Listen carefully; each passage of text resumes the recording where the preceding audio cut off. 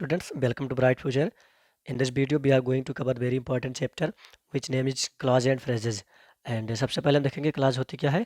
तो क्या है दोस्तों, ये group of words that contain a subject and verb is called clause. यानी क्लाज में क्या होता है, एक सब्जेक्ट होता है और एक वर्ब होता है। आइए देखते हैं क्या है। There are two types of clause, यानी क्लाज दो प्रकार की होती हैं। प्रिंसिपल क्लाज, जिन्हें हम इंडिपेंडेंट क्लाज के नाम से जानते हैं या फिर मेन क्लाज के नाम से भी जानते हैं।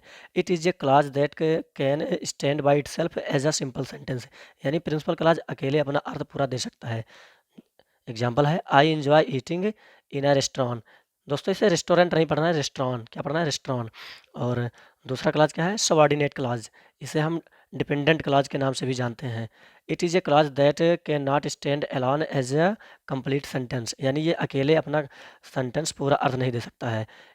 क्या है, you know that he has gone to America. तुम जानते हो कि वह अमेरिका जा चुका था। दोस्तों यहाँ पर क्या है, यू नो जो है वो हमारा प्रिंसिपल क्लास है और that he has gone to America ये क्या है, सबऑर्डिनेट क्लास है। और आइए देखते हैं फ्रेज क्या है। ये group of words without a subject verb component. यानी फ्रेज में क्या होता है, ये ग्रुप ऑफ वर्ड्स तो होता है, यानी शब्दों का समूह होता है, बट इसमें ना ही सब्जेक्ट होता है और ना ही वर्ब होता है। और ये फ्रेजेस कितने प्रकार की होती हैं, 8 प्रकार की होती हैं, यानी 8 प्रकार की। क्या है, noun phrase, verb phrase, adjective phrase, infinitive phrase, prepositional phrase, participle phrase, gerund phrase and absolute phrase. और दोस्तों इसका डिटेल्स अगले वीडियो में डाल दिया गया है और उस वीडियो को देखना बिल्कुल ना भूलें।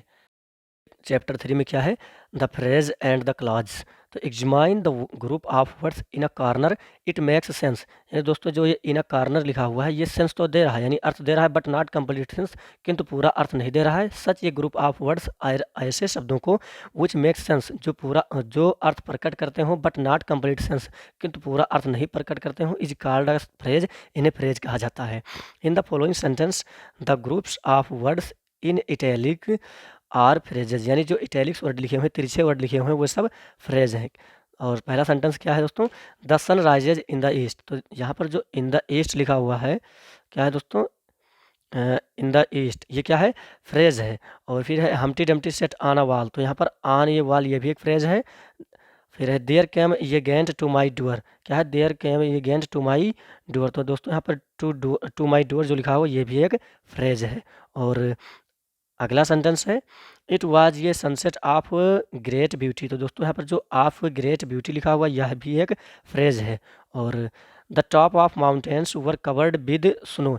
यानी जो पहाड़ की चोटियाँ थीं वो बर्फ़ से ढकी हुई थी। तो दोस्तों यहाँ पर जो ऑफ द माउंटेन्स लिखा हुआ है, वो भी एक फ्रेज है।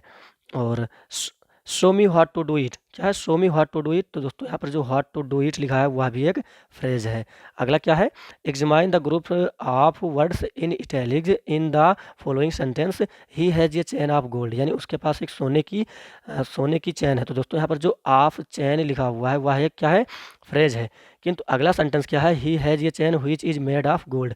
यह क्या है, यह एक क्लॉज है। क्यों, क्योंकि यहाँ पर यह दूसरा सेंटेंस है और यह एक अलग सेंटेंस है जिसमें व्हिच सब्जेक्ट का काम कर रहा है और इज क्या है, वर्ब है। और दोस्तों वीडियो की शुरुआत में हमने बताया कि क्लास क्या होती है, जिसमें एक सब्जेक्ट होता है और एक वर्ब होती है। तो यहाँ पर व्हिच क्या है, सब्जेक्ट है और इज वर्ब है। बी रिकॉग्नाइज, क्या है, be recognise the first group of words as a phrase. यानी जो पहला सेंटेंस क्या है दोस्तों, ये क्या है, एक फ्रेज है। क्या है, फ्रेज है। और जो अगला सेंटेंस है क्या है, the second group of words unlike the phrase of gold contains ये सब्जेक्ट व्हिच एंड ये predicate is made of gold. दोस्तों जो दूसरा सेंटेंस था उसमें व्हिच क्या था, एज अ सब्जेक्ट, और ये पूरा इज मेड ऑफ गोल्ड, ये क्या है, प्रेडिकेट। तो दोस्तों क्या होता है, जो क्लास होती है उसमें सब्जेक्ट और प्रेडिकेट होना अनिवार्य है। फिर क्या है, सच ये group of words which forms part of ये सेंटेंस एंड कंटेंस ये सब्जेक्ट एंड ये प्रेडिकेट इज कॉल्ड ये क्लाज। यानी जिस क्लाज में क्या होता है, सब्जेक्ट और प्रेडिकेट होती हैं। In the following sentence the groups of words in italic are clauses. People who pay their debts are trusted. यानी वही लोग जो अपना कर्ज अदा कर देते हैं वो विश्वसनीय होते हैं। तो दोस्तों ये क्या है, क्लाज है।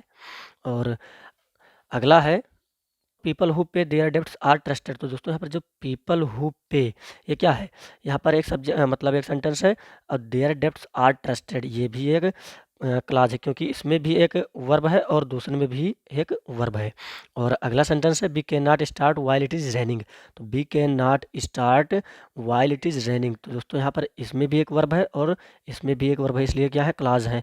I think that you have made a mistake, मुझे लगता है कि तुमने कोई गलती कर दी है या तुमने गलती कर दी है। दोस्तों यहाँ पर एक सेंटेंस है और दूसरा सेंटेंस ये है, और इसमें क्या है, यह सब्जेक्ट है और ये वर्ब है, इसलिए पूरा क्या है, क्लॉज, क्या है, क्लॉज है। Thanks for watching this video and keep supporting. If you like this video please do not forget to subscribe and like this channel.